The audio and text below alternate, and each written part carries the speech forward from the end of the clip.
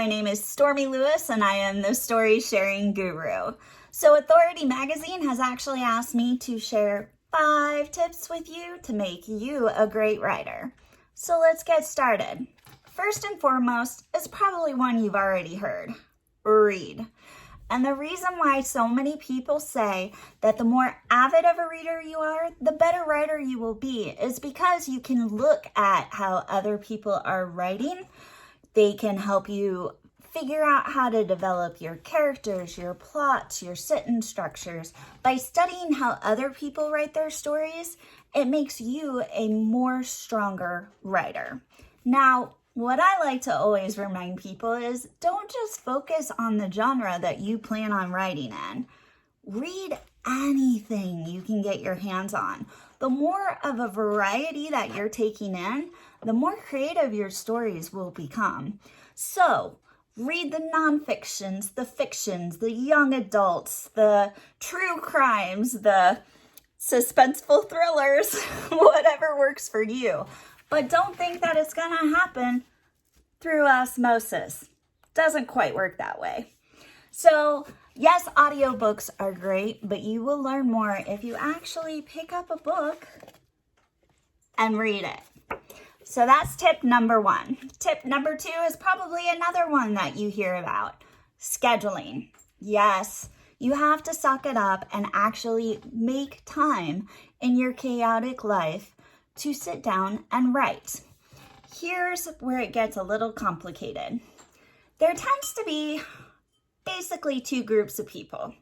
There are the people that are amazing at setting the type of goals such as page count, word count. They will sit down and say, hey, my goal today is to hit 40,000 words, which usually means they're not working and they have a little more time to write, which is great. But then there's the other group, and this is where I hang out in. I know from personal experience, especially with my bipolar disorder, that I tend to kind of beat myself up a little more than the average person just due to my chemical imbalance. And that's okay. But my workaround is instead of trying to determine exactly how many words I'm going to write that day or how many pages I'm going to push through, I say, okay, I get off work at 3:30, I'm going to grab something to eat, and then I'm going to write from probably about 4:30 to 6:30 during the week. On my days off, I set a time period where I'll write 6-7 hours, depending on how the day's going and how I'm feeling. And that's what works best for me, because then I can celebrate any kind of win, whether it's 5 words, which, 5 words in 2 hours, but it's still a win. And then, or if you do 5,000 words, and I do find that by not putting so much limitations on my writing, then I write better. If I try to push and determine how many words I'm going to write or how many pages I'm going to accomplish, I just end up rewriting all of it because it's nothing of what I feel is good enough. And it's just because I'm putting too much pressure on myself. So whatever works best for you is how you need to schedule, whether it's your word count, your page count, or time frame. You'll find all across the board, everybody does a little bit of whatever. Sometimes it's a mixture of both. But when you're scheduling, this is about your writing journey, not theirs. The tip number 3 is I love to tell my clients that they need to share their journey. And this is for a couple of reasons. First and foremost, whenever you're going to start your author journey, it is always great to make a video, go live, and announce to the world, hey, I know it probably sounds like I've lost my mind, but here we go again. I'm going to write a book. And that kind of has 2 folds to it. The reason why you want to do that is because, 1, it'll help you with your accountability. Once you put it out into the universe, it's really hard to bring it back in. So you want to put it out there if that's what you really want to do. You also want to make sure that you're celebrating your wins and you're admitting that the journey isn't perfect. mostly because that helps you mentally and emotionally. And believe it or not, it will make you a better writer.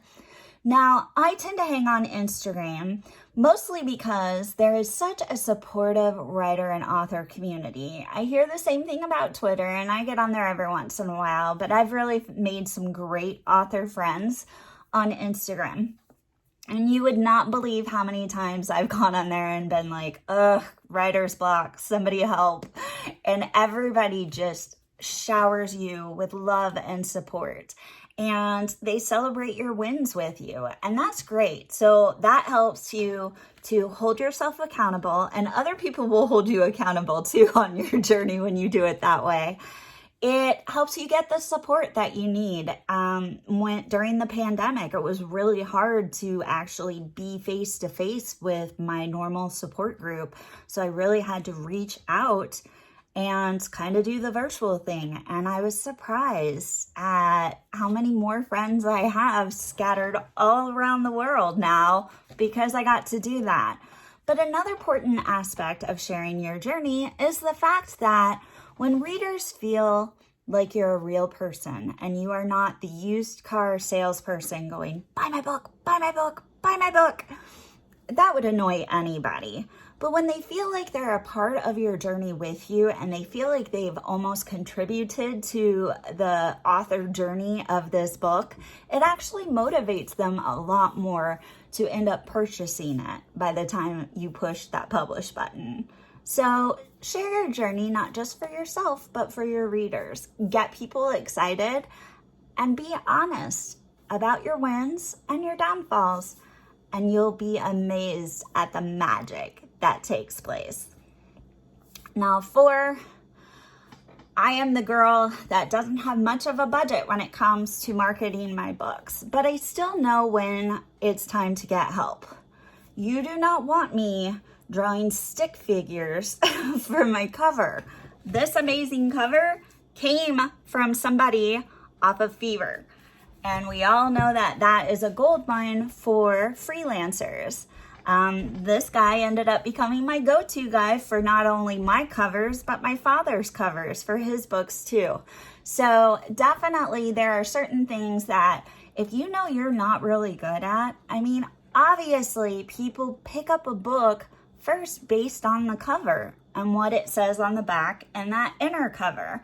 So if those 3 things are not your strong suit, then reach out and get help. If you're struggling with character development, get help. No one said that this journey had to be a lonely one, and no one said you had to be perfect at all aspects of the book. So if you need help, don't take it as I'm a terrible author. Take it as I'm making the best book possible. Now, tip number 5 is probably the most difficult one to do. And that is don't let feedback define you. It's kind of hard when you first put out a book. Obviously, statistically, no one can write a book that absolutely every person on the planet will love and give it a 5-star rating. It's impossible. As much as we'd like that to be a possibility, it's not realistic. And so you just want to make sure. Some people you will hear don't look at the reviews at all. When I first published my first book, The Key of the Trilogy, I was kind of curious to see if I was even on the right path. And I actually was a little overwhelmed with how many people loved the story. I was surprised. I thought it was just going to be some crazy story in my head that nobody else would enjoy. And it turns out a lot of you do. And that was great. But then it kind of made me second guess writing the second one because I started finding myself wondering if I should stick with the story I already had in my head or if I needed to start catering to my readers some more. So that kind of can put you in a trap. It can also put you in a slump, especially when you're getting those 1-star, 2-star reviews and you love your story so much, you just want everybody to give it 5 stars. But again, that's not realistic. So don't let your 1-star, 2-star reviews define you. This is what I've learned the most about writing this trilogy. At first, I was a little heartbroken, of course, because again, everybody wants people to love their stories. That's just the way it is. But when I started getting a couple of 1-star, 2 stars, yeah, it broke my heart just a little. But then I started reading the actual reviews and realized that so much of it was based on personal preference.